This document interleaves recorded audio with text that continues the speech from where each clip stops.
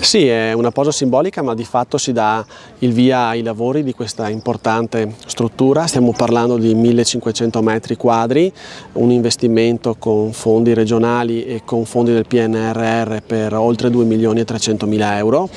Una struttura di fatto importante per l'intero territorio, non solo di Fara di Soligo, ma del quartiere del Piave e per tutta la vallata, perché qui diventerà poi un altro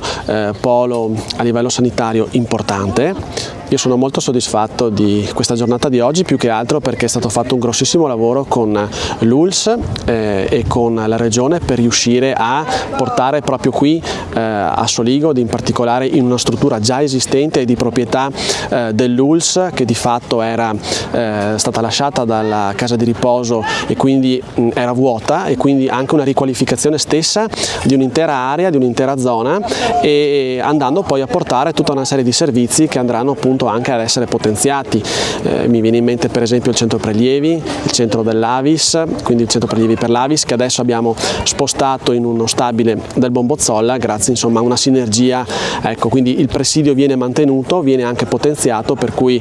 in un posto baricentrico com'è qui a Soligo, qui il Bombozzolla, anche per la viabilità, per i parcheggi e per tutto. Sì, è fondamentale, anche perché avendo questo tipo di strutture qui nel territorio significa non intasare gli ospedali e non mandare la gente tanto distante, ma significa tenerla qui, trattenerla qui ed avere anche una medicina generale, il medico di base qui a portata di mano, che è quello che noi assolutamente vogliamo proprio per andare incontro anche all'utenza. È un investimento da 2.300.000 euro, parte PNRR, una parte per circa 500.000 euro messo dalla Regione Veneto. Un intervento appunto importante, come è stato detto sono 17 queste strutture presenti in provincia di Treviso e una è proprio qui, quindi andrà a servire questa importante utenza. Stiamo parlando di circa un bacino di 40-50.000 abitanti. L'avvio dei lavori è di fatto iniziato proprio in questi giorni, è stato transannato anche il cantiere. Come ha detto il direttore generale, il tempo un anno, quindi l'idea è quella di essere qui, di ritrovarci qui a giugno per poterlo inaugurare,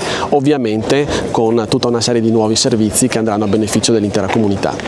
Partiamo dai servizi specialistici, quindi ci saranno lo specialista cardiologo, lo specialista pneumologo, ma poi avremo anche la possibilità di fare radiodiagnostica, avremo la possibilità di fare dei raggi alle persone e poi una serie di esami ematochimici, quindi avremo anche la possibilità di fare dall'emocromo per arrivare a qualsiasi altro esame, quindi una concentrazione di specialisti con medici di famiglia e ovviamente anche diagnostica che può dare delle risposte soprattutto alle persone che hanno cronicità senza che queste debbano andare in ospedale a fare le visite. Sì, stanno partendo un po' in tutta la regione, 17 in questa azienda sanitaria e quindi siamo già ai blocchi di partenza un po' in tutto il Veneto. Cosa saranno? Saranno quella collegamento tra l'ospedale e il territorio. Le case comunità sono case comunità che dovranno essere aperte H24, le case comunità ABA 1 ogni 50.000 abitanti, avranno gli ambulatori di specialistica, il punto prelievi,